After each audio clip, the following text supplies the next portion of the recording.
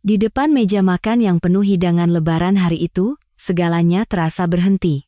Budi, anak sulung, perlahan berdiri dan mulai berbicara. Ibu dan keluarga Rizky, hari ini di hadapan kalian semua, saya ingin mengatakan sesuatu. Mulai hari ini, saya berhenti menjadi anak sulung. Wajah sekitar 10 anggota keluarga yang mengelilingi meja makan itu langsung memucat. Mulut Ibu Endang, sang ibu mertua, ternganga, tetapi tak ada satu kata pun yang keluar. Tepat pada saat itu, Budi mengeluarkan sebuah speaker Bluetooth kecil dari sakunya dan meletakkannya di tengah meja. Ia menekan satu tombol. Suara seorang wanita terdengar dari speaker. Masakan dia itu kurang rasa di tangannya. Jauh lebih enak yang dibawa Sinta. Itu adalah suara Ibu Endang sendiri. Kemudian, terdengar suara lain. Warung bubur ayam Mbak Dewi itu kan cuma toko kelontong, ya? Kalau kami ini bisnis beneran? Itu suara Sinta, menantu kedua. Sementara hidangan di atas meja perlahan mendingin, rekaman itu terus diputar. Hinaan, cemoohan, dan pandangan remeh yang telah menumpuk selama 18 tahun keluar satu persatu, mengisi udara ruangan. Wajah Ibu Endang kehilangan seluruh warnanya. Sinta menutup mulutnya dengan tangan gemetar. Ini tidak mungkin. Tiba-tiba, seorang wanita membuka pintu dan masuk. Ia seorang wanita muda berpenampilan profesional dengan setelan jas. Di tangannya ada sebuah map tebal berisi dokumen. Nenek, lama tidak bertemu. Saya Sarah. Dia adalah Sarah, putri dari Budi, yang kini telah menjadi seorang pengacara. Sebenarnya, apa yang telah terjadi? Mengapa menantu yang selama 18 tahun tidak pernah melawan, beserta keluarganya, tiba-tiba berubah seperti ini? Inilah kisah saya, Dewi Sartika, sang menantu pertama. Mari kita kembali ke 18 tahun yang lalu. Saat itu saya berusia 31 tahun. Belum genap setahun saya menikah dengan Budi Santoso. Keluarga mertua saya sangat hangat, dan Ibu Endang juga memperlakukan saya dengan sangat baik. Dewi, di keluarga kita tidak ada istilah menantu menderita. Anggap saja rumah sendiri, katanya. Saya benar-benar mempercayai kata-kata itu. Saat itu, kami tinggal di sebuah rumah kontrakan sederhana di Bekasi. Suami saya, Budi, adalah seorang karyawan biasa di perusahaan swasta, dan saya sedang mengandung. Sayang, setelah anak kita lahir, kamu mau melakukan apa? Tanya suami saya. Saat itu, saya sudah punya rencana. Aku mau coba buka warung bubur ayam dan ketoprak. Ibu aku dulu jago sekali membuatnya. Kedua orang tua saya meninggal dunia dalam sebuah kecelakaan mobil ketika saya berusia 22 tahun. Saya menerima uang asuransi dan warisan sekitar 100 juta rupiah.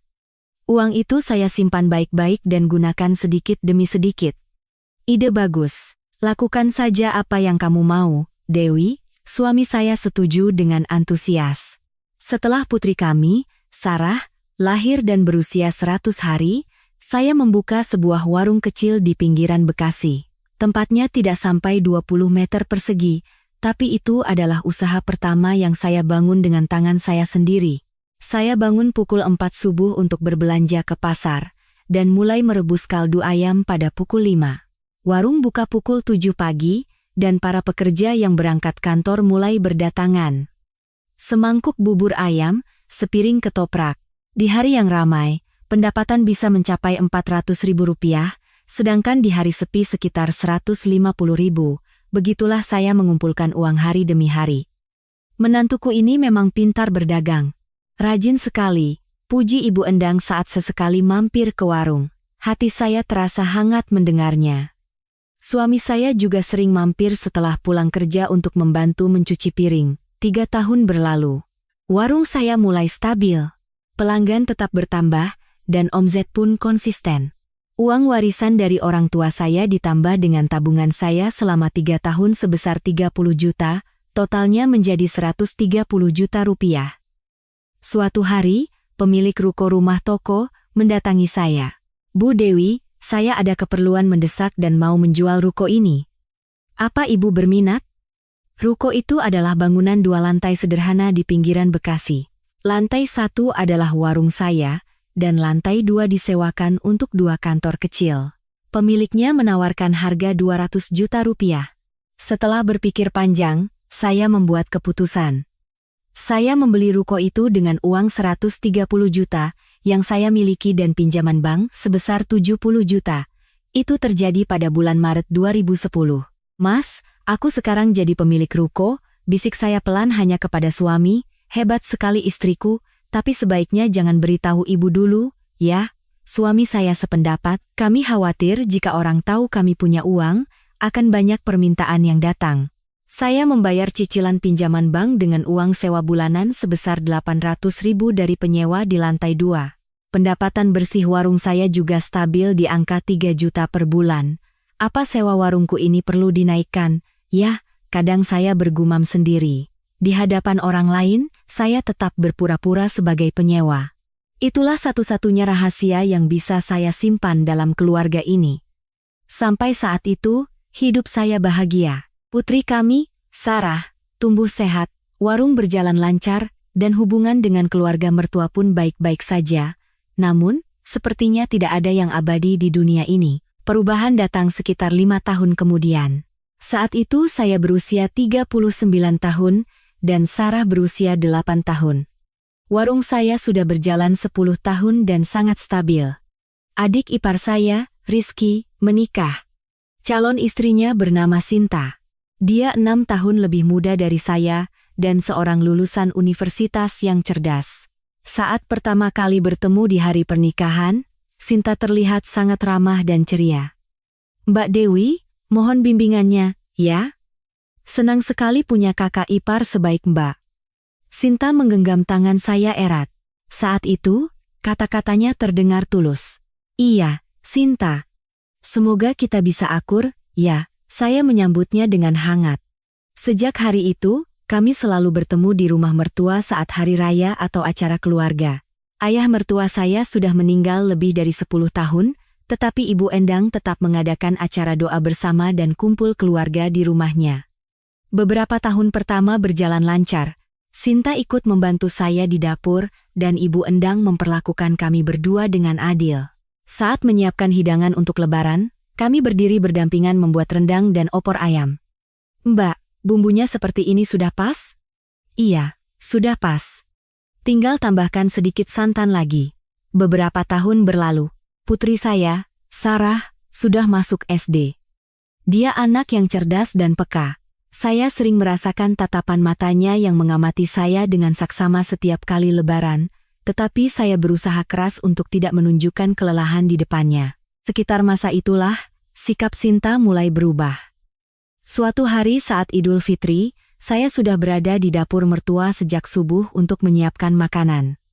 Sinta baru tiba sekitar pukul 9 pagi. "Mbak, maaf ya, tadi macet sekali jadi agak telat."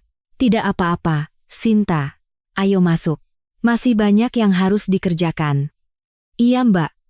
Sinta bantu, ya. Di depan saya, ia tetap bersikap ramah. Namun, saya tidak sengaja mendengar percakapannya dengan Ibu Endang saat ia keluar dari dapur. "Ibu, Mbak Dewi datang dari subuh lagi, ya?" "Iya. Anak sulung ibu itu memang rajin. Tapi, Bu, Mbak Dewi kan punya warung, jadi waktunya lebih luang. Kalau kami kan kerja kantoran, sibuk sekali." "Memang benar. Ibu maklum kalau kalian sibuk." Mendengar itu, ada perasaan dingin yang menjalar di punggung saya. Cara Sinta menekankan kata bisnis seolah-olah ingin menunjukkan bahwa pekerjaannya berbeda kelas dengan warung saya. Namun, saya berusaha mengabaikannya. Saya pikir itu hanya ucapan biasa, tanpa maksud apa-apa. Saat itu, memang belum ada alasan untuk curiga.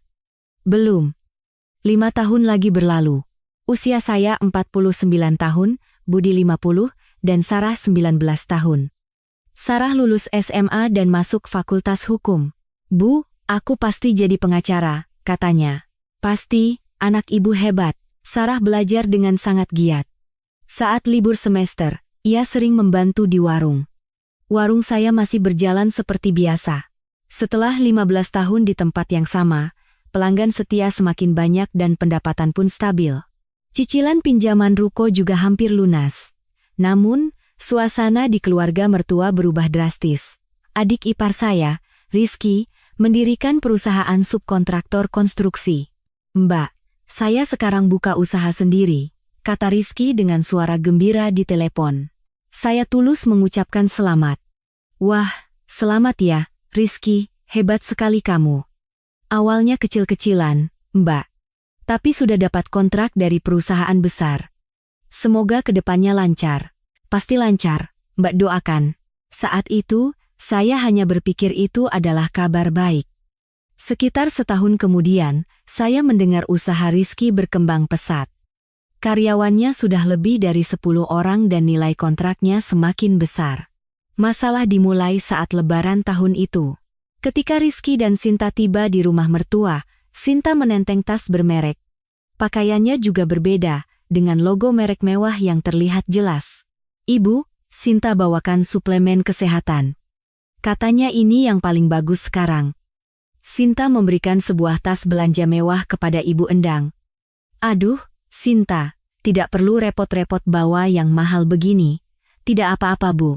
Usaha kami kan sekarang lancar, jadi sudah sepantasnya kami berbakti. Wajah Ibu Endang berseri-seri. Saya hanya berdiri diam di sampingnya dengan celemek yang masih terpasang. Yang saya bawa adalah beberapa toples kue kering dan rendang buatan saya sendiri. Dewi juga sudah repot-repot. Terima kasih, kata Ibu Endang kepada saya, tetapi nadanya berbeda. Terdengar seperti formalitas. Malam itu, saat seluruh keluarga makan bersama, Rizky berkata, Ibu, kami juga baru ganti mobil. Mobil impor. Usaha lancar, jadi bisa investasi macam-macam. Oh, ya? Anak ibu memang hebat. Sudah jadi pengusaha sukses. Ibu Endang sangat gembira. Lalu, beliau menatap suami saya, Budi, dan berkata, Budi, kamu itu contoh adikmu. Rizky sudah jadi pengusaha, ganti mobil. Iya, Bu. Suami saya hanya bisa mengangguk. Hati saya mencelos mendengarnya. Perbandingan itu telah dimulai. Sinta tersenyum tipis dan berkata, warung Mbak Dewi juga lancar kan? Bagaimana usahanya sekarang, Mbak? Ya, begitu-begitu saja. Ah, tapi Mbak Dewi enak ya, waktunya fleksibel. Kalau kami karena mengurus bisnis jadi sibuk sekali. Mengurus karyawan, memeriksa kontrak. Lagi-lagi kata-kata itu. Waktu fleksibel. Di balik kata-kata itu, tersirat makna, penghasilannya tidak seberapa. Tapi saya tahu kok Mbak Dewi kerja dari subuh. Hebat sekali. Dari luar terdengar seperti pujian, tapi artinya berbeda. Kerja dari subuh tapi hasilnya hanya segitu. Saya tidak berkata apa-apa. Saya hanya tersenyum dan membiarkannya berlalu. Namun, malam itu di dalam mobil perjalanan pulang, suami saya menghela napas. Maafkan aku, Dewi. Kenapa? Karena aku tidak kompeten, tidak bisa punya usaha seperti adikku. Jangan bicara begitu. Kamu sudah melakukan yang terbaik. Sepertinya ibu kecewa padaku. Suara suami saya melemah. Saya menggenggam tangannya erat. Tidak apa-apa, kita berjalan sesuai kecepatan kita sendiri. Namun, dalam hati saya tahu, sesuatu akan berubah mulai sekarang. Sejak hari itu, setiap kali Lebaran, perbandingan selalu terjadi. Hadiah yang dibawa Rizky dan Sinta dibandingkan dengan masakan yang saya bawa. Kesuksesan bisnis Rizky dibandingkan dengan pekerjaan biasa Budi. Perlahan-lahan, timbangan itu mulai miring. 3 tahun lagi berlalu. Saat saya berusia 52 tahun, bisnis Rizky semakin besar. Karyawannya sudah lebih dari 30 orang, dan kantornya pindah ke kawasan SCBD di Jakarta. Sementara itu, saya masih menjaga warung kecil saya di Bekasi. Satu-satunya perubahan adalah cicilan ruko saya, sudah lunas. Dengan uang sewa lantai 2 dan keuntungan warung, saya bisa menabung sedikit demi sedikit. Putri saya, Sarah, berusia 22 tahun, lulus dari Fakultas Hukum dan sedang mempersiapkan diri untuk ujian advokat. Saya bangga melihat kegigihannya. Musim gugur itu, tiba saatnya acara haul, peringatan kematian, ayah mertua saya. Sudah 13 tahun sejak beliau meninggal, tapi Ibu Endang selalu mengadakan acara doa bersama setiap tahun. Selain Idul Fitri dan Idul Adha, acara ini adalah yang ketiga kalinya dalam setahun kami wajib datang ke rumah mertua. 3 hari sebelum acara, Ibu Endang menelepon. Dewi, acara haul nanti, kamu yang siapkan semua makanannya. Ya, baik, Bu. Keluarga Rizky tidak bisa datang membantu, katanya sibuk. Ada urusan bisnis keluar kota. Oh, begitu Bu. Kamu kan punya banyak waktu, tidak apa-apa, kan? Punya banyak waktu. Kata-kata itu menusuk hati saya, tapi saya tidak mengatakan apa-apa. Iya, Bu. Saya akan siapkan semuanya. Setelah menutup telepon, saya hanya bisa menghela napas. Menyiapkan makanan untuk acara haul sendirian butuh waktu setidaknya 2 hari. Menyiapkan bumbu, memasak rendang, opor, sambal goreng ati, setidaknya ada 20 jenis masakan yang harus dibuat. Saya memberitahu suami. Mas, acara haul nanti aku yang siapkan semuanya sendirian. Apa? Sinta katanya ada urusan keluar kota. Sibuk, jadi tidak bisa bantu. Maafkan aku, Dewi. Biar aku yang bicara dengan ibu. Tidak usah. Tidak apa-apa. Sebenarnya saya tidak baik-baik saja, tapi hanya itu yang bisa saya katakan. 2 hari sebelum acara, saya mulai persiapan. Pukul 4 subuh saya bangun untuk mengurus warung, dan mulai pukul 3 sore saya pergi ke rumah mertua untuk memasak, membersihkan sayuran, membumbui daging, menyiapkan ikan. Saya baru bisa pulang setelah pukul 9 malam. Keesokan harinya sama saja, membuat kue-kue, memasak gulai, dan memotong buah. Pergelangan tangan saya pegal dan punggung saya sakit, tapi tidak ada waktu untuk istirahat. Hari H pun tiba. Pukul 7 pagi, saya sudah berada di dapur mertua menyelesaikan persiapan terakhir. Menata meja, mengelap piring, dan meletakkannya di tempatnya. Sekitar pukul 10, keluarga mulai berdatangan. Rizky dan Sinta juga datang. Ibu, selamat pagi. Urusan di luar kota selesai lebih cepat, jadi kami bisa datang. Sinta menyapa dengan senyum cerah. Oh, syukurlah kalian datang. Pasti lelah. Ya, tidak apa-apa Bu, saya mendengar percakapan itu dari dapur. Urusan selesai lebih cepat, bukankah itu berarti kemarin mereka bisa membantu? Tapi saya tidak mengatakan apa-apa, saya hanya memakai celemek dan mulai mencuci piring. Setelah acara doa selesai, tiba waktunya makan. Saat semua orang duduk dan makan, Ibu Endang berkata, masakan hari ini enak, Dewi yang sudah bekerja keras. Iya, Bu. Untung saja saya punya banyak waktu. Kalau Sinta kan sibuk, tidak mungkin bisa melakukan ini. Mendengar itu, Sinta menimpali, Mbak Dewi, terima kasih banyak, ya. Mbak kan bisa mengatur waktu warung sendiri, jadi bisa melakukan ini semua. Kalau kami yang punya bisnis, tidak mungkin bisa. Terima kasih banyak, Mbak. Mbak memang jago masak dan rajin. Terdengar seperti pujian, tapi maknanya lain. Kamu memang tidak bisa apa-apa selain melakukan hal-hal seperti ini. Saat sedang makan dan mencuci piring, ponsel saya berdering. Saya mencuci tangan dan hendak menjawab, tapi Ibu Endang berkata, Dewi, selesaikan dulu cuciannya baru angkat telepon. Pasti bukan telepon penting. Baik, Bu. Saya meletakkan ponsel dan kembali mencuci piring. Ada lebih dari 100 piring. Saya menggosok dan terus menggosok hingga tangan saya memerah. Sekitar 1 jam kemudian, cucian piring selesai. Saya memeriksa ponsel dan melihat ada 2 panggilan tak terjawab. Tapi saya tidak menelepon balik. Pasti akan menelepon lagi kalau penting, pikir saya. Malam itu, saat pulang dan bercermin, wajah saya terlihat sangat lelah. Rambut putih saya juga semakin banyak. Sambil memijat pergelangan tangan, saya berpikir, sampai kapan aku harus hidup seperti ini? Beberapa tahun lagi berlalu, putri saya, Sarah, telah lulus dari Fakultas Hukum dan sedang mempersiapkan diri untuk ujian advokat.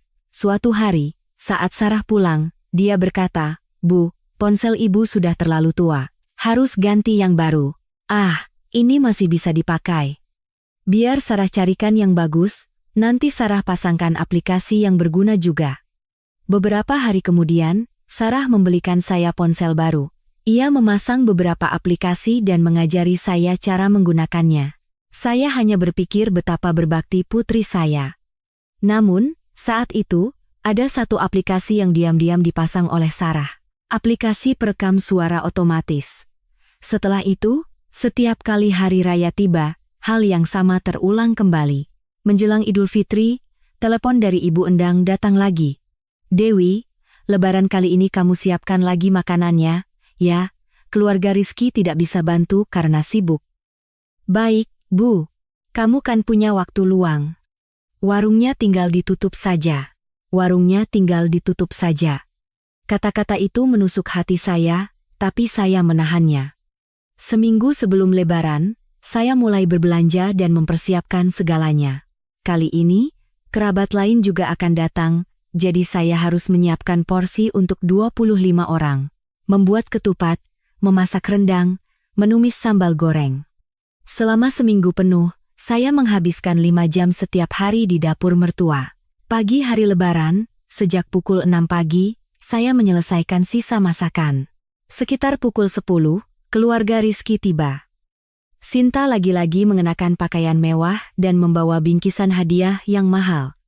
Ibu, selamat Lebaran.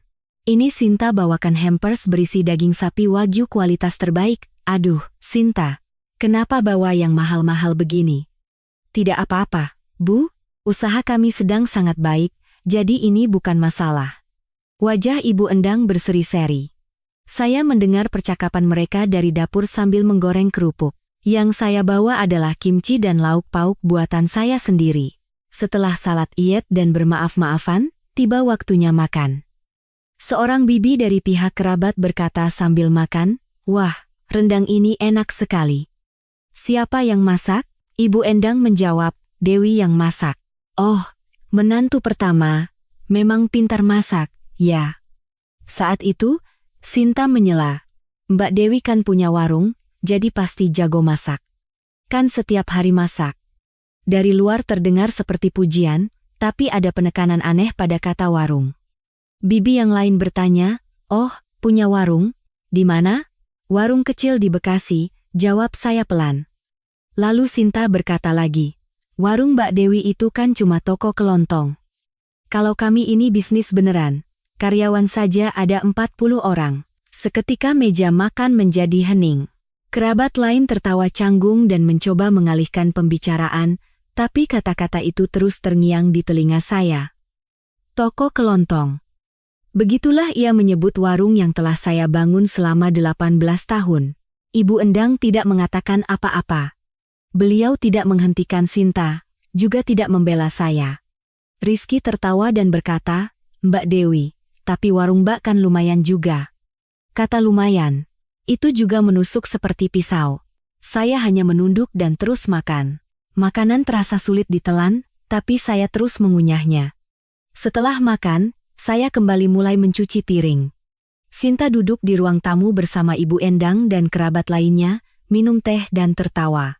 Ia memamerkan tas barunya, bercerita tentang bisnisnya, dan apartemen baru yang mereka beli. Saya sendirian di dapur mencuci piring. Sambil melihat tangan saya yang kasar dan jari-jari yang keriput karena air, saya berpikir, apa yang sedang aku lakukan? Setelah selesai mencuci piring dan membereskan dapur, Ibu Endang masuk, "Dewi, terima kasih, ya." "Iya, Bu. Untung kamu jago melakukan hal-hal seperti ini, kalau Sinta tidak bisa." "Iya. Masak itu kan keahlianmu." Ibu Endang berkata begitu dan pergi. Keahlian. Itu berarti saya tidak bisa melakukan hal lain. Malam itu, di perjalanan pulang, suami saya bertanya, "Kamu tidak apa-apa?" "Iya." "Sinta hari ini keterlaluan, biar aku yang bicara dengan Rizky." "Tidak usah, sudahlah, biarkan saja. Saya tidak ingin bicara lagi. Jika saya bicara, saya takut akan menangis." Sesampainya di rumah, saat berganti pakaian, saya melihat cermin. Tangan saya terlihat jauh lebih kasar dari sebelumnya. Sejak kapan saya menjadi sekecil ini? Sejak kapan suara saya menjadi begitu pelan? Malam itu sebelum tidur, tiba-tiba saya berpikir, jika terus hidup seperti ini, suatu saat saya merasa akan lenyap. Penasaran dengan kelanjutan ceritanya? Silakan tekan suka dan berlangganan. Baiklah, mari kita lanjutkan ceritanya. Beberapa bulan berlalu, musim dingin tiba dan tahun baru semakin dekat. Lagi-lagi, telepon dari Ibu Endang. Dewi, tahun baru nanti kamu siapkan makanannya. Ya, baik Bu. Keluarga Rizky pergi dinas ke luar negeri, urusan bisnis. Iya, kamu kan bisa libur, warungnya tinggal ditutup saja, kan? Saya hanya bisa menghela napas sebagai jawaban. 4 hari sebelum tahun baru, saya sudah berada di dapur mertua lagi. Menyiapkan bahan-bahan untuk sup, membuat kue, dan memasak rendang. Tapi kali ini ada yang berbeda. Suami saya, Budi, datang membantu setelah pulang kerja. Sayang, biar aku yang cuci piring. Tidak usah. Tidak apa-apa. Tidak, kamu kelihatannya sangat lelah. Budi menyingsingkan lengan bajunya dan mulai mencuci piring. Tepat saat itu, Ibu Endang masuk ke dapur. Budi, kamu sedang apa? Ibu, aku mau bantu cuci piring. Laki-laki kok cuci piring? Keluar sana. Tapi, Bu, Dewi sendirian. Sudah, keluar. Suara Ibu Endang meninggi. Budi menatap saya dengan kasihan, lalu akhirnya keluar dari dapur. Saya tinggal sendirian. Malam itu, persiapan makanan baru selesai lewat pukul 9 malam. Pergelangan tangan saya sakit dan punggung saya terasa mau patah. Hari tahun baru pun tiba. Pukul sedum pagi, saya sedang memasak sup. Keluarga mulai berdatangan satu persatu. Sekitar 10 orang kerabat juga datang. Setelah acara kumpul keluarga selesai, tiba waktunya makan. Saya sibuk di dapur menyajikan sup, mengisi kembali lauk pauk, dan membereskan piring. Di ruang tamu, semua orang duduk santai menonton televisi dan tertawa. Budi, Rizky, Sinta, dan Ibu Endang. Tidak ada yang membantu saya. Dewi, tolong ambilkan air. Dewi, lauk ini tolong tambah lagi. Dewi, butuh 1 sendok lagi. Mereka terus memanggil saya. Saya bolak-balik antara dapur dan ruang tamu entah berapa kali. Saat makan siang, semua orang duduk mengelilingi meja makan. Tapi tidak ada kursi untuk saya. Kamu makan sambil berdiri saja, ya, kata Ibu Endang acuh tak acuh. Iya. Saya makan sup sambil berdiri di sudut dapur. Memandangi punggung keluarga yang sedang makan, saya menyendok kuah sup sendirian. Tenggorokan saya tercekat, tapi saya menahannya. Saat saya mulai mencuci piring setelah makan, ponsel saya berdering. Saya mencuci tangan dan hendak menjawab, tapi Ibu Endang berkata, Dewi, selesaikan dulu cuciannya baru angkat telepon. Pasti bukan telepon penting. Bu, sebentar saja. Sudah, cucian piring lebih penting. Saya meletakkan ponsel saya. Sambil mencuci piring, air mata saya hampir jatuh. Saya merasa begitu sengsara karena bahkan tidak bisa menjawab telepon. 1 jam kemudian, setelah cucian selesai, saya memeriksa ponsel. Ada 3 panggilan tak terjawab. Saya berpikir untuk menelepon balik, tapi akhirnya meletakkannya kembali. Nanti saja, pikir saya. Saya terlalu lelah untuk melakukan apapun. Sore itu, setelah kerabat dan keluarga Rizky pulang, saya tetap tinggal untuk membereskan dapur. Mengepel lantai, membersihkan wastafel, dan membuang sampah. Baru pukul 5 sore saya bisa pulang. Dalam perjalanan pulang, suami saya berkata, maafkan aku, Dewi, tidak apa-apa. Tidak. Kamu tidak baik-baik saja. Aku suami yang tidak berguna. Kalau begitu jangan katakan apa-apa. Aku bahkan tidak bisa membela kamu di depan ibu, dan membiarkanmu menderita sendirian. Suara suami saya bergetar. Hari ini aku sadar. Betapa jahatnya aku padamu.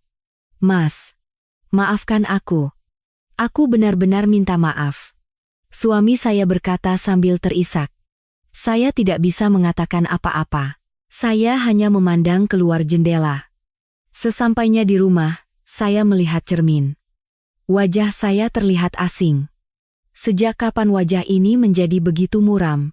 Malam itu, sambil berbaring dan menatap langit-langit, saya berpikir, di keluarga ini, apakah aku seorang menantu, atau hanya seorang pembantu? Pikiran itu tidak mau pergi. Sekitar setahun berlalu. Saat saya berusia 53 tahun, suasana di keluarga mertua semakin berubah. Kabar bahwa bisnis Rizky semakin besar sering terdengar. Nilai kontraknya sudah mencapai miliaran, dan kantornya diperluas lagi. Menjelang Idul Fitri tahun itu, seperti biasa, saya yang menyiapkan semua makanan. Ibu Endang bahkan tidak perlu bertanya lagi. Itu sudah menjadi tugas saya. Pagi hari Lebaran, saya sudah bekerja di dapur mertua sejak subuh. Sekitar pukul 10, Rizky dan Sinta tiba. Kali ini, Sinta mengenakan pakaian serba mewah dari ujung kepala hingga ujung kaki. Tas, baju, sepatu, semuanya bermerek.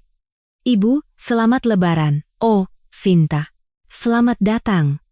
Ibu, kali ini Sinta bawakan hampers kue kering dari toko terkenal. Harganya 5 juta rupiah. Sinta memberikan hadiah yang terbungkus indah. 5 juta? Aduh, kenapa beli yang mahal sekali? Tidak apa-apa, Bu. Kami baru saja dapat proyek besar. Ini bukan apa-apa. Wajah Ibu Endang merekah seperti bunga. Saya mendengar percakapan itu dari dapur sambil membalik gorengan. Setelah syalat Iyed, saat kami menyajikan makanan, Ibu Endang membuka hampers itu. Wow, ini benar-benar mewah. Sinta memang punya selera. Terima kasih, Bu. Kerabat lain juga ikut mencicipi dan memuji. Wah, kue ini enak sekali. Memang yang mahal itu beda, ya. Menantu kedua memang berbakti. Saat itu, Ibu Endang melihat kue kering buatan saya dan berkata, ini juga ada kue nastar buatan Dewi, coba cicipi. Seorang kerabat mengambil satu dan berkata, lumayan. Kue seharga 5 juta rupiah disebut enak sekali, sedangkan kue yang saya buat semalaman disebut lumayan. Sinta tersenyum dan berkata, itu buatan Mbak Dewi sendiri. Mbak kan memang terampil. Terdengar seperti pujian, tapi ada makna tersembunyi. Buatan sendiri pun tidak sebanding dengan yang harganya 5 juta. Makan siang dimulai. Di antara keluarga yang duduk di meja, saya lagi-lagi sibuk bolak-balik dari dapur menyajikan makanan. Rizky dengan bangga berkata, Ibu, kami baru ganti mobil lagi, Mercedes model terbaru. Mercedes? Hebat sekali anak Ibu. Iya. Nanti Mas Budi saya ajak coba. Pasti kaget. Saat itu, Ibu Endang menatap suami saya dan berkata, Budi, kamu juga ganti mobil sana. Mobilmu itu sudah berapa tahun? Sudah 10 tahun, Bu. 10 tahun? Adikmu ganti setiap tahun, masa kakaknya begitu? Maaf, Bu. Suara suami saya melemah. Saya mengepalkan tangan di dapur mendengar percakapan itu. Sinta menambahkan, Mbak, bagaimana warung Mbak sekarang? Biasa saja. Ah, tapi di Bekasi biaya sewa kan murah, jadi tidak masalah ya. Kalau kami di SCBD, biaya sewa saja sebulan 100 juta. 100 juta. Pendapatan kotor warung saya sebulan sekitar 10 juta, dan mereka membayar sewa sebesar itu. Tapi saya iri sama Mbak Dewi, punya usaha sendiri. Kalau saya di rumah saja, bosan. Di rumah saja? Bukankah katanya sibuk mengurus bisnis? Ternyata ia hanya di rumah. Darah saya mendidih, tapi saya menahannya. Saat itu, suami saya, Budi, berkata pelan, Bu, setidaknya Dewi bekerja dan membantu keuangan kami. Membantu? Membantu apa? Berapa sih penghasilan dari warung bubur? Kata-kata Ibu Endang menusuk saya. Budi hendak membuka mulut lagi. Bu. Sudah, Budi. Ibu ini sedih karena kamu sebagai kakak kalah dari adikmu. Suami saya tidak bisa berkata apa-apa lagi. Melihat pemandangan itu, hati saya hancur. Suami saya mencoba membela saya, tapi malah dipermalukan. Setelah makan dan saat saya mencuci piring, Sinta masuk ke dapur. Mbak, perlu Sinta bantu? Tidak usah, tidak apa-apa. Ah, sedikit saja. Sinta mengambil 1-2 piring, lalu cepat-cepat meletakkannya kembali. Aduh, Mbak, kuku saya baru dimanicur, nanti rusak kalau cuci piring. Maaf, ya, tidak apa-apa. Tangan Mbak kan memang sudah biasa begitu, jadi tidak masalah. Kalau saya, maaf ya, Mbak. Sinta tersenyum dan meninggalkan dapur. Saya sendirian mencuci ratusan piring. Melihat tangan saya yang kasar, saya teringat tangan putih Sinta, dan tiba-tiba saya sadar. Di keluarga ini, saya dianggap sebagai orang yang tidak punya uang dan tidak berharga. Malam itu, setelah pulang, saya bertanya kepada suami, "Mas, apa aku ini beban di keluarga ini? Jangan bicara begitu. Gara-gara aku, kamu juga jadi dipermalukan." "Tidak, Dewi." Suami saya menggenggam tangan saya. "Aku bangga padamu. Kamu sudah menjaga warung selama 18 tahun, merawat keluarga. Tapi apa pentingnya kaya atau miskin? Kita hidup bahagia dengan cara kita sendiri." Kata-kata suami saya membuat saya terharu, tapi tidak bisa menghibur. Karena dunia dan keluarga mertua tidak berpikir begitu. Malam itu sebelum tidur, saya bertanya-tanya, apakah tidak punya uang berarti pantas diremehkan? Aku sudah bekerja keras selama 18 tahun, kenapa aku merasa seperti orang yang tidak berharga? 2 bulan kemudian, acara haul ayah mertua kembali tiba. Kali ini, katanya akan ada lebih dari 20 kerabat yang datang. Artinya, makanan yang harus saya siapkan semakin banyak. Saya bekerja hampir 3 hari 3 malam tanpa tidur. Pagi hari acara, kerabat mulai berdatangan. Ibu Endang menyambut mereka di ruang tamu dan berkata, "Makanan hari ini disiapkan semua oleh Dewi. Dia memang jago masak."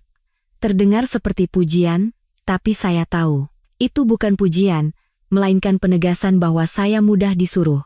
Setelah acara doa selesai, saat makan, semua orang duduk di meja. Seorang bibi berkata sambil makan, "Sayur lodeh ini rasanya agak hambar, ya?"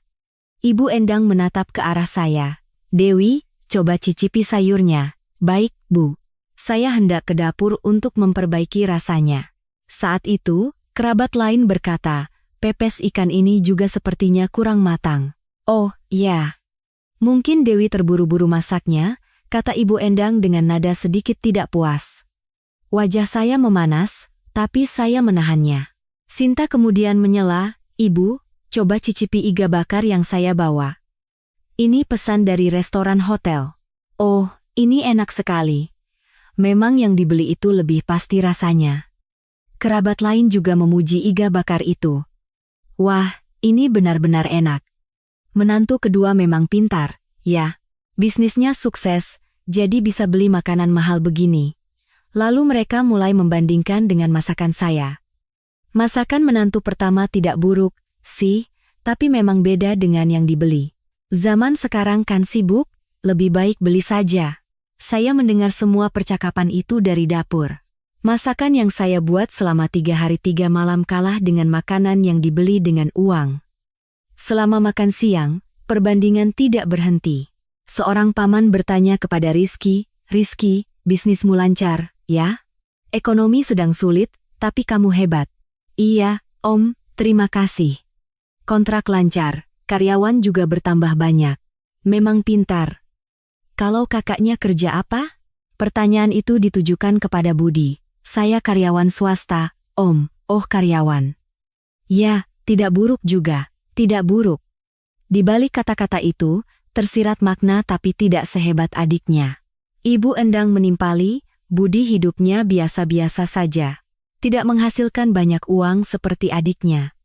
Di depan kerabat, Ibu Endang merendahkan putranya sendiri. Budi hanya menunduk. Hati saya terasa terkoyak.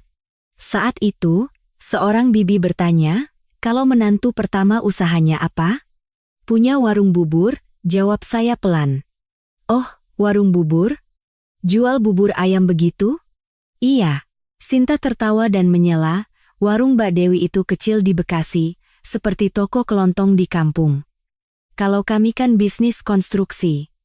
Semua mata kerabat tertuju pada saya. "Oh," hening yang canggung menyelimuti ruangan.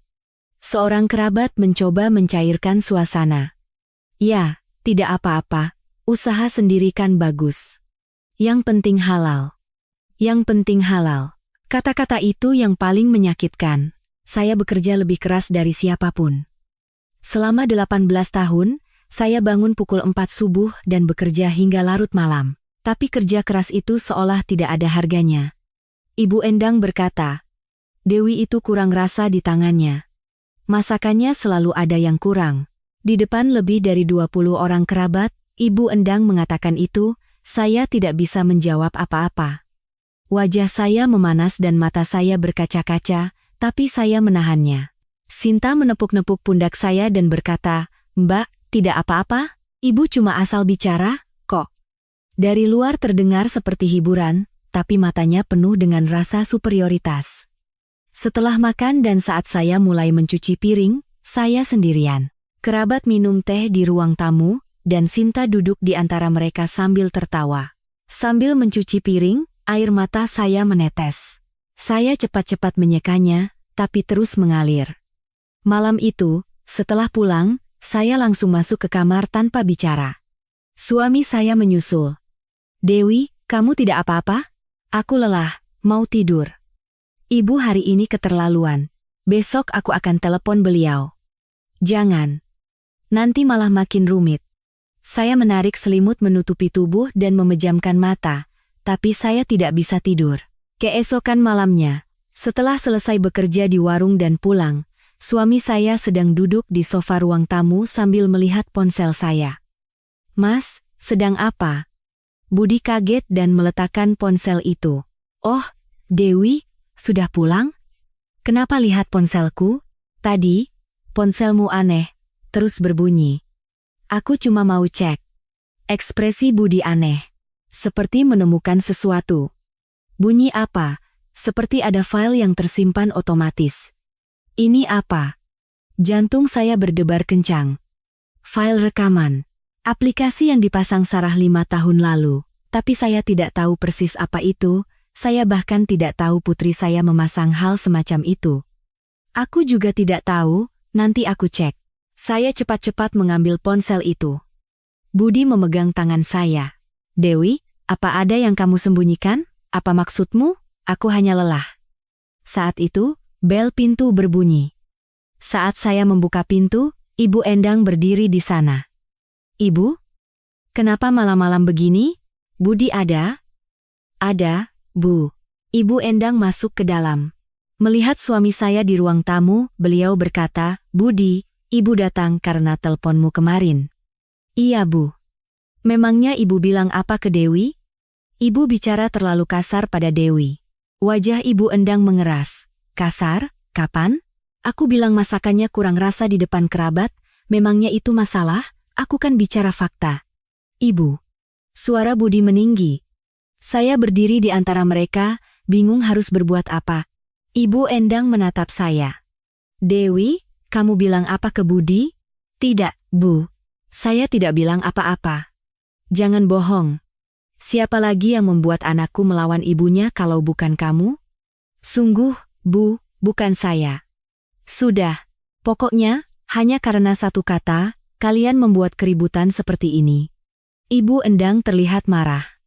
Saat itu, pandangannya tertuju pada ponsel saya, yang tergeletak di sofa. Di layarnya terlihat sesuatu. Daftar file yang tadi dilihat Budi. "Ini apa?" Ibu Endang mengambil ponsel itu. "Ibu, itu rekaman? Ini file rekaman?" Wajah saya memucat. Saat Ibu Endang hendak mengklik salah satu file, saya merebut ponsel itu. "Ini milik saya." "Ada apa? Kenapa begitu?" "Ini hanya hal pribadi." Tatapan Ibu Endang menajam. "Jangan-jangan kamu diam-diam merekam sesuatu?" "Tidak, Bu." "Lalu kenapa disembunyikan?" "Ibu, sudah cukup." Budi mencoba melerai, tapi Ibu Endang tidak mendengarkan. "Cepat tunjukkan." "Apa isinya?" "Tidak bisa." Tanpa sadar saya berteriak. Ibu Endang terkejut dan menatap saya. "Kamu berani melawan Ibu?" "Maaf, Bu, tapi ini benar-benar pribadi." "Sudah, Ibu pulang. Sekarang Ibu tahu kalian menganggap Ibu ini apa." Ibu Endang berkata begitu dan membanting pintu keluar. Suami saya menatap saya. "Dewi, sebenarnya itu apa? Aku juga tidak tahu." "Tidak tahu? Lalu kenapa kamu sembunyikan?" "Nanti aku jelaskan. Sekarang." Saya menggenggam erat ponsel dan masuk ke kamar. Sendirian, saya memeriksa daftar file itu. Ada ratusan file rekaman. Tersusun rapi berdasarkan tanggal, yang paling lama berasal dari 5 tahun lalu. Tangan saya gemetar. Saya mengklik salah satunya. Anak sulung ibu itu memang rajin. Itu suara Ibu Endang. Tapi, Bu, Mbak Dewi kan punya warung, jadi waktunya lebih luang. Suara Sinta juga terdengar. Saya cepat-cepat menghentikannya. Jadi, semua ini direkam? Semua percakapan selama 5 tahun? Malam itu, saya tidak bisa tidur. Nyaris saja ketahuan. Jika Ibu Endang mendengar file itu. Tidak, belum saatnya. Saya menyembunyikan ponsel itu di laci paling dalam. Sejak hari itu, Ibu Endang semakin dingin kepada saya. Sepertinya beliau curiga karena insiden ponsel itu. Seminggu kemudian, telepon dari Ibu Endang. Dewi, cepat datang ke rumah Ibu. Iya, ada apa ya? Datang saja. Sekarang juga. Telepon ditutup. Jantung saya berdebar, tapi saya menutup warung dan pergi ke rumah mertua. Sesampainya di sana, hanya ada Ibu Endang. Duduk. Baik, Bu. Ibu Endang menatap saya lama, lalu membuka mulut. Dewi, kamu punya masalah dengan Ibu? Tidak, Bu.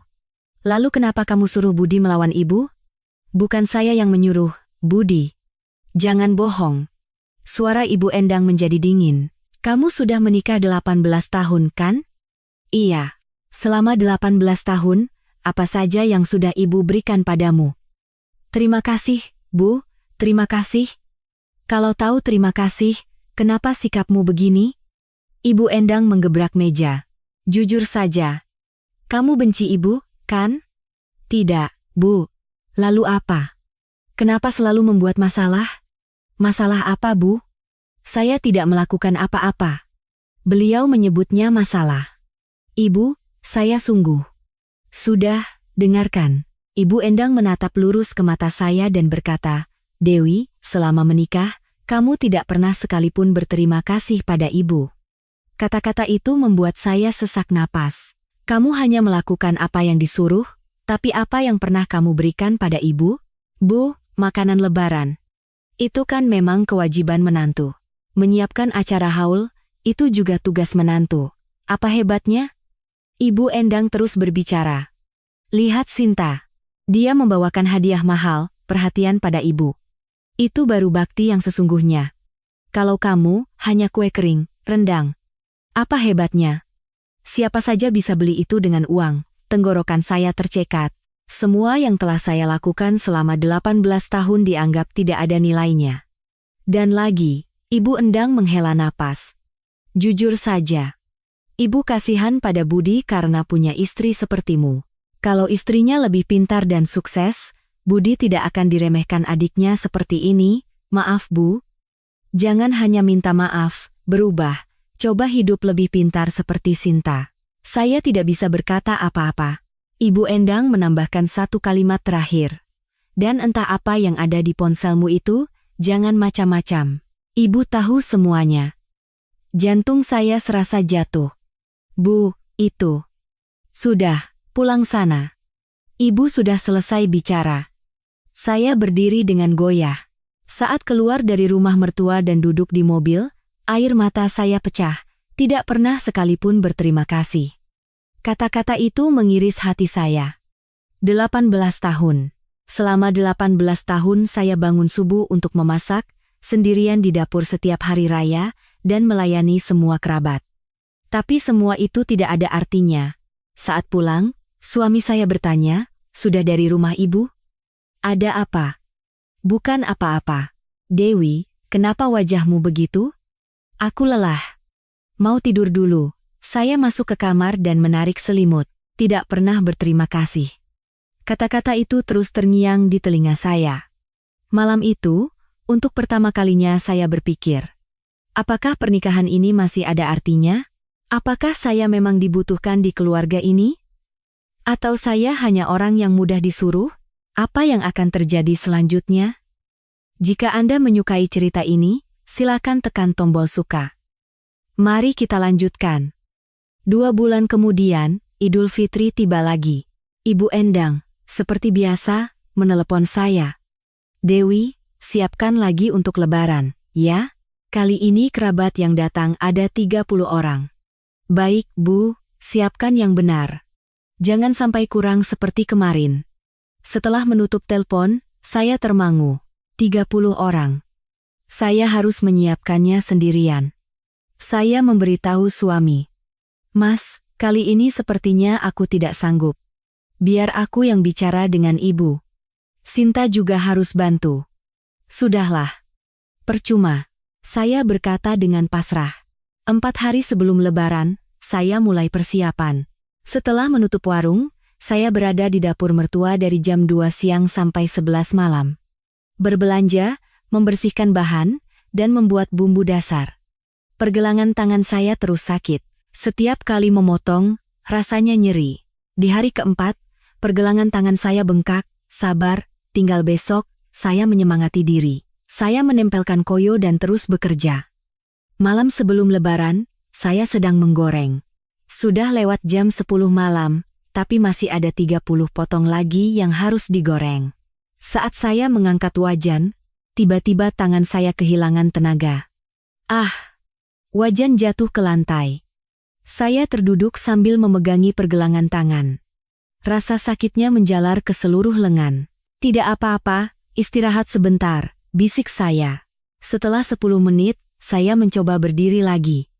Tapi pergelangan tangan saya tidak bisa digerakkan. Meski begitu, saya tetap melanjutkan menggoreng dengan tangan kiri. Pagi hari Lebaran tiba. Pergelangan tangan saya semakin bengkak, bahkan jari-jari sulit digerakkan. Tapi saya tetap pergi ke rumah mertua. Sejak pukul 6 pagi, saya menyelesaikan sisa masakan. Rasa sakitnya membuat saya ingin menangis, tapi saya menahannya. Sekitar pukul 10, keluarga dan kerabat mulai berdatangan. Setelah syalat Iyed, tiba waktunya makan. Saya menyajikan makanan untuk lebih dari 30 orang, mengisi kembali piring, dan menuangkan air. Tidak ada yang menyadari pergelangan tangan saya bengkak, atau mungkin mereka tidak peduli. Setelah makan, saya mulai mencuci piring. Ratusan piring menumpuk di wastafel. Saat saya mengangkat sebuah piring, terdengar bunyi krak dari pergelangan tangan saya. Aduh, tenaga saya hilang dan piring itu jatuh pecah di lantai. Mendengar suara itu, Ibu Endang masuk ke dapur. Dewi, kamu ini bagaimana? Maaf Bu, pergelangan tangan saya. Cuci piring saja tidak becus. Ibu Endang melihat pecahan piring dan berdecak. Piring ini mahal, tahu. Hati-hati sedikit. Maaf, Bu, sudah, cepat bereskan dan selesaikan sisanya. Ibu Endang berkata begitu dan pergi. Saya memunguti pecahan piring sambil menangis. Pergelangan tangan saya sudah tidak bisa digerakkan sama sekali. Tapi saya tetap melanjutkan mencuci piring dengan tangan kiri, sambil menahan sakit. Sekitar 2 jam kemudian, saat saya selesai mengelap piring terakhir, saya langsung terduduk di lantai. Saya tidak punya tenaga lagi untuk berdiri. Seluruh energi saya terkuras habis. Tidak. Boleh. Kesadaran saya mulai kabur. Entah berapa lama, saya merasakan seseorang mengguncang bahu saya. Dewi, Dewi. Itu suara suami saya. Saya membuka mata dengan susah payah. Mas, kamu tidak apa-apa? Kenapa begini? Kita harus ke rumah sakit. Tidak. Tidak apa-apa. Tidak apa-apa bagaimana? Suami saya memapas saya berdiri. Saat kami ke ruang tamu, semua mata tertuju pada saya. Ibu Endang berkata, Budi, dia tidak apa-apa, kan? Cuma kelelahan saja. Ibu, lihat pergelangan tangan Dewi. Apa ini normal? Suami saya menunjukkan pergelangan tangan saya yang bengkak dan membiru. Kerabat mulai berbisik. Sinta menutup mulutnya dan berkata, Ya ampun Mbak, harus ke rumah sakit itu. Rumah sakit apa? Tempel koyo juga sembuh, kata Ibu Endang acuh tak acuh. Ibu, suara suami saya meninggi. Ini sudah keterlaluan. Dewi sudah 4 hari 4 malam menyiapkan semua ini. Sendirian, memangnya kenapa? Itu kan tugas menantu. Tugas menantu sampai orang pingsan begini, Bu? Di depan semua kerabat, suami saya dan Ibu Endang mulai berdebat. Saya hanya menatap pemandangan itu dengan hampa. Sudah berakhir, pikir saya. Akhirnya, Suami saya membawa saya ke rumah sakit. Di UGD, dokter melihat pergelangan tangan saya dan menggelengkan kepala, ligamennya cedera parah. Sejak kapan sakitnya? 4 hari yang lalu. 4 hari dibiarkan? Harusnya langsung ke sini, ada pekerjaan. Dokter menghela napas dan memasang gips. Harus dipasang minimal 6 minggu. Kalau dipaksakan, bisa-bisa harus dioperasi. 6 minggu. Saya menatap gips di tangan saya dengan nanar. Wali pasien ada? Tanya dokter. Saya menggeleng. Suami saya sudah kembali ke rumah mertua, katanya harus menjemput ibu. Tapi 1 jam berlalu, ia tidak kembali. Perawat bertanya, walinya kapan datang? Saya tidak tahu. Kalau sulit sendirian, coba hubungi yang lain. Saya mengeluarkan ponsel. Siapa yang harus saya hubungi? Putri saya sedang sibuk bekerja, saya tidak mau membuatnya khawatir. Teman-teman saya juga punya kesibukan masing-masing. Akhirnya, saya tidak menghubungi siapapun. Saya duduk sendirian di ranjang, menatap langit-langit. Kenapa aku begitu sendirian? Saat itu, ponsel saya berdering. Nomor tidak dikenal. Halo, Ibu? Itu putri saya, Sarah. Sarah? Ibu tidak apa-apa. Tadi ayah telepon, katanya ibu di rumah sakit. Iya, ibu tidak apa-apa. Ada apa, Bu? Sarah ke sana sekarang. Tidak usah, Sarah. Kamu kan sibuk. Tidak apa-apa, Bu. Suara Sarah bergetar. Ibu, tolong jangan ditahan sendiri lagi. Sarah tahu semuanya. Tahu apa? Betapa beratnya hidup ibu. Betapa jahatnya nenek pada ibu. Sarah tahu, air mata saya mengalir. Sarah, ibu, tunggu sebentar lagi. Sebentar lagi semua akan berakhir. Apa maksudmu? Sarah sudah siapkan semuanya. Ibu, tolong bertahan sedikit lagi. Saya tidak mengerti persis apa yang dikatakan Sarah. Tapi dari suaranya, saya merasakan sebuah tekad yang kuat.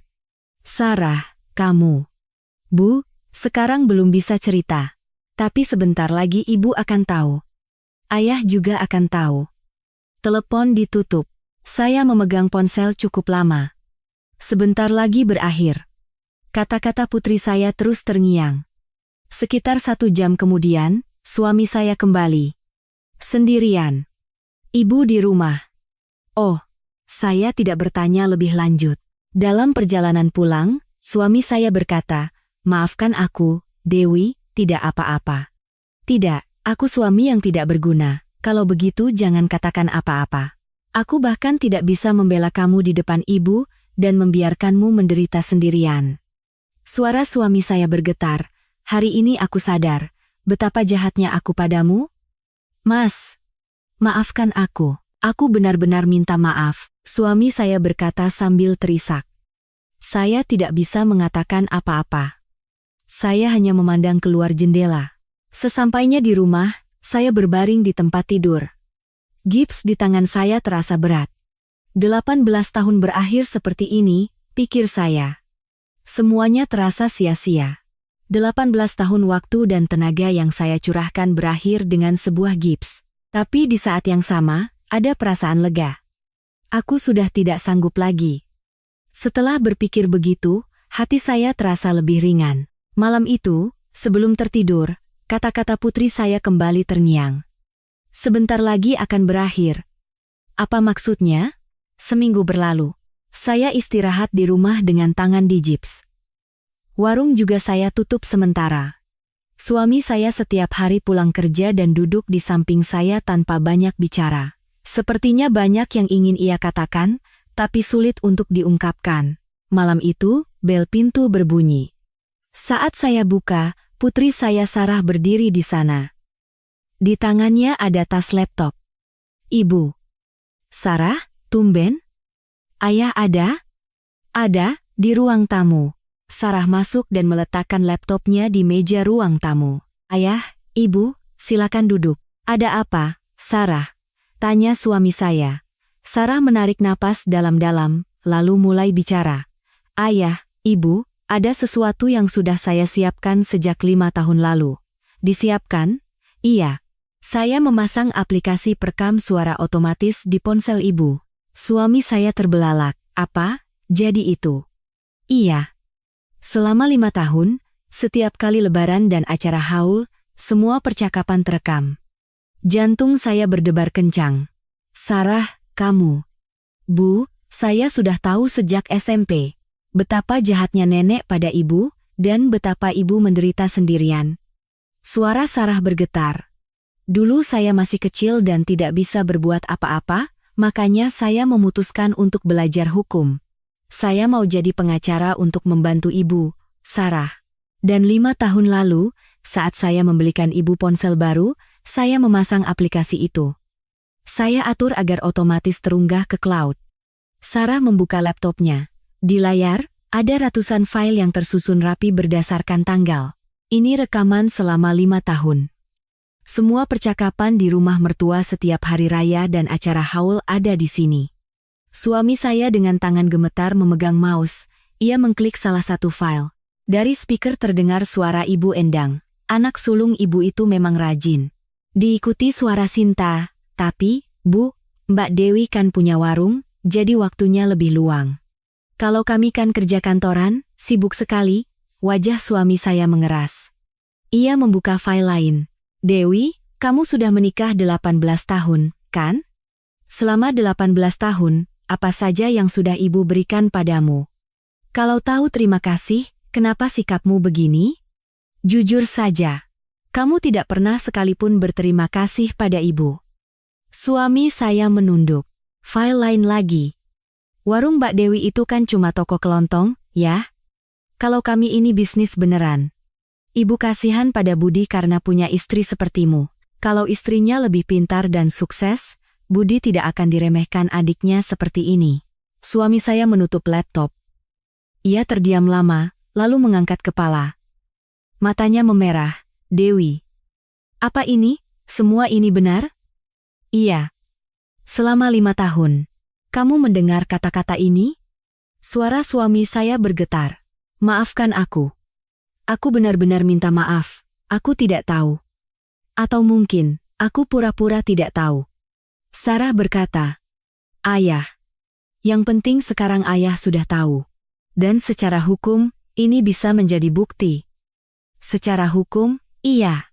Rekaman percakapan antar anggota keluarga dapat diakui sebagai bukti dalam gugatan perdata, dan saya sudah menghitungnya. Sarah membuka file lain. Ini adalah perhitungan jam kerja ibu selama 5 tahun setiap hari raya dan acara haul, dihitung berdasarkan upah minimum. Ditambah biaya rumah sakit dan ganti rugi imaterial. Angka muncul di layar. Suami saya menarik napas dalam-dalam. Sarah, kamu. Iya. Ini akan saya tagihkan pada nenek. Secara hukum. Tapi itu, ayah, ibu sudah menderita selama 18 tahun. Bukan 5 tahun. Yang saya hitung hanya 5 tahun yang ada rekamannya. Kenyataannya jauh lebih besar. Suami saya menggenggam tangan saya. Dewi, kalau kamu mau. Aku yang akan bicara dengan ibu. Mas. Bukan hanya bicara. Sekarang harus diselesaikan dengan benar. Tatapan suami saya berubah. Sarah berkata pelan. Ayah, 3 bulan lagi tahun baru. Saat itu, semuanya akan berakhir. Saat tahun baru? Iya. Di depan semua keluarga, kita akan putar rekaman ini, dan kita berikan tagihannya. Kepala saya terasa kosong. Sarah, itu terlalu. Ibu, sudah cukup. Ibu sudah cukup menderita. Air mata mengalir di pipi putri saya. Bu, sejak kecil saya melihatnya. Setiap hari raya, ibu sendirian menangis di dapur. Setelah dimarahi nenek, ibu diam-diam menyeka air mata. Saya melihat semuanya. Sarah, saya ingin ibu bebas sekarang. Malam itu, kami bertiga berbicara panjang. Tahun baru pun tiba. Di rumah mertua, keluarga dan kerabat telah berkumpul. Lebih dari 20 orang. Kali ini, saya tidak memasak. Suami saya sudah memesan catering. Ibu Endang terlihat tidak senang, tapi suami saya berkata dengan tegas, Bu, kali ini begini saja. Setelah acara kumpul keluarga selesai, makan-makan dimulai. Semua orang makan sambil mengobrol. Sinta tersenyum dan berkata, "Ibu, tahun ini lebih santai ya. Tidak perlu repot-repot karena Mbak Dewi tidak masak." "Iya, tangan Dewi yang cedera malah ada baiknya juga." Beberapa kerabat tertawa canggung mendengar ucapan Ibu Endang. Saat itulah, suami saya berdiri. "Ibu, dan semuanya, tolong dengarkan saya sebentar." "Budi, ada apa?" "Hari ini, di hadapan kalian semua, saya ingin mengatakan sesuatu. Saya berhenti menjadi anak sulung." Meja makan menjadi hening. Wajah Ibu Endang mengeras. "Apa maksudmu?" Suami saya mengeluarkan speaker Bluetooth kecil dari sakunya dan meletakkannya di atas meja. "Ini apa? Dengarkan saja." Ia menekan tombol. Suara terdengar dari speaker. Masakan dia itu kurang rasa di tangannya. Jauh lebih enak yang dibawa Sinta. Itu suara Ibu Endang. "Warung bubur ayam Mbak Dewi itu kan cuma toko kelontong, ya? Kalau kami ini bisnis beneran." Itu suara Sinta. Kerabat mulai berbisik. Wajah Ibu Endang memucat. "Ini apa?" Rekaman terus berlanjut. "Dewi, kamu sudah menikah 18 tahun, kan? Kamu tidak pernah sekalipun berterima kasih pada ibu. Ibu kasihan pada Budi karena punya istri sepertimu. Kamu makan sambil berdiri saja, ya?" Rekaman selama 5 tahun itu keluar kata demi kata, mengisi udara. Sinta menutup mulutnya dengan tangan gemetar. Ini rekayasa. Bukan rekayasa. Saat itu, pintu depan terbuka, dan Sarah masuk. Mengenakan setelan jas dan membawa map di tangannya. "Nenek, lama tidak bertemu. Saya Sarah." "Sarah? Kenapa kamu?" "Saya sekarang seorang pengacara. Dan rekaman ini adalah bukti yang saya kumpulkan selama 5 tahun. Kerabat semakin riuh. Ibu Endang berteriak, "Rekaman? Kalian diam-diam merekam ibu?" "Saya memasang aplikasi perekam otomatis di ponsel ibu. Setiap kali hari raya dan acara haul, semua percakapan terekam." "Ini ilegal." "Tidak, Nek." Sarah berkata dengan tenang. "Rekaman percakapan antar anggota keluarga dapat diakui sebagai bukti dalam gugatan perdata, dan saya sudah melakukan tinjauan hukum." Sinta berdiri. "Mbak, saya tidak tahu apa-apa." "Ibu yang begitu, jadi saya terpaksa." "Tante Sinta," kata Sarah dingin. Suara tante juga terekam semua. Saat tante menyebut warung ibu toko kelontong, saat tante bilang Mbak Dewi punya banyak waktu, semuanya ada. Sinta terduduk lemas. Rizky berdiri dan berkata, "Mbak Dewi, Mas Budi, maafkan kami. Kami salah." Ibu Endang menggelengkan kepala. "Tidak, ini salah paham. Ibu tidak sejahat itu." "Bukan salah paham, Nek." Sarah mengeluarkan sebuah map. File rekaman selama 5 tahun, rekam medis ibu, dan kesaksian saksi, semuanya ada di sini, kalian, dan ini juga. Sarah mengeluarkan dokumen lain dan meletakkannya di depan Ibu Endang. "Ini tagihannya." Sarah membuka dokumen itu. "Nenek, ini adalah upah atas kerja ibu selama 5 tahun setiap hari raya dan acara haul." Ibu Endang melihat dokumen itu dan wajahnya memucat. Ini apa? Selama 5 tahun, jumlah hari raya dan haul adalah 50 hari. Rata-rata 12 jam kerja per hari. Dihitung dengan UMR setiap tahunnya dari 2018 hingga 2023, Sarah menjelaskan dengan runut. Kerabat menahan napas. Total upah kerja adalah 672 juta. 672 juta? Suara Ibu Endang bergetar. Ditambah ganti rugi imaterial atas penderitaan batin dan kerusakan kesehatan selama 18 tahun sebesar 500 juta, totalnya 1.172 juta rupiah yang kami tagihkan. Meja makan menjadi sunyi senyap. Ibu Endang menggeleng. Ini tidak masuk akal. Masa keluarga hitung-hitungan uang? Apakah karena keluarga, jadi nenek merasa boleh berbuat seenaknya? Suara Sarah dingin. Hukum tidak memberikan pengecualian untuk keluarga.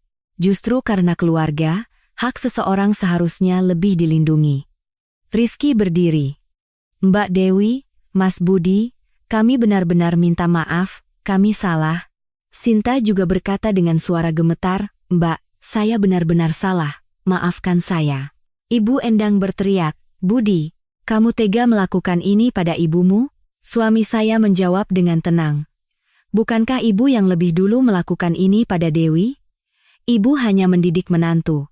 Itu bukan pendidikan, Bu. Itu penyiksaan. Kata-kata suami saya membuat Ibu Endang terdiam. Sarah berkata lagi, Nenek, tagihan ini berlaku secara hukum mulai besok. Jika dalam seminggu tidak ada tanggapan, kami akan melanjutkan ke gugatan perdata. Gugatan? Kalian benar-benar akan? Iya. Ibu sudah cukup menderita. Seorang kerabat berkata pelan, kan keluarga, lebih baik diselesaikan baik-baik. Sarah menggeleng. Penyelesaian hanya bisa terjadi jika nenek meminta maaf dengan tulus dan membayar kompensasi yang pantas. Ibu Endang terdiam lama. Lalu tiba-tiba ia menangis. Apa? Apa ibu sejahat itu? Tapi tidak ada yang menjawab. Sinta berlutut. Mbak, tolong maafkan saya. Saya benar-benar salah. Saya menatap Sinta. Orang yang selama 18 tahun meremehkan dan menginjak-injak saya, kini berlutut di hadapan saya. Mbak, saya sangat bodoh. Saya tidak akan begitu lagi. Saya berkata pelan. Sinta, berdirilah. Mbak, soal maaf, akan aku pikirkan. Tapi tagihan ini tidak akan dibatalkan. Rizky menunduk. Tentu Mbak. Kami akan bertanggung jawab. Ibu Endang bertanya dengan suara gemetar. Dewi, kamu tega melakukan ini pada ibu? Saya menatap lurus ke arah Ibu Endang. Ibu, ingat kata-kata ibu? Ibu bilang tidak pernah sekalipun berterima kasih pada saya. Sekarang, saya juga ingin mengatakan hal yang sama. Selama 18 tahun, ibu tidak pernah sekalipun memperlakukan saya sebagai menantu. Mulut Ibu Endang ternganga. Jadi, mulai hari ini, saya juga berhenti menjadi menantu. Hari itu, untuk pertama kalinya, saya menyuarakan isi hati saya. 3 bulan berlalu. Musim semi telah tiba. Saya sedang duduk di tepi pantai Sanur, Bali. Di samping saya ada putri saya, Sarah. Bu, pantainya indah, ya? Iya, indah sekali. Sambil mendengarkan debur ombak, saya mengenang kejadian yang telah lalu. Sejak hari itu, Ibu Endang akhirnya setuju untuk berdamai. Beliau tidak bisa membayar sekaligus, jadi disepakati untuk membayar secara mencicil. Rizky dan Sinta juga ikut bertanggung jawab. Saya sudah menerima setengahnya, dan sisanya akan dibayarkan kemudian. Bu, warungnya bagaimana?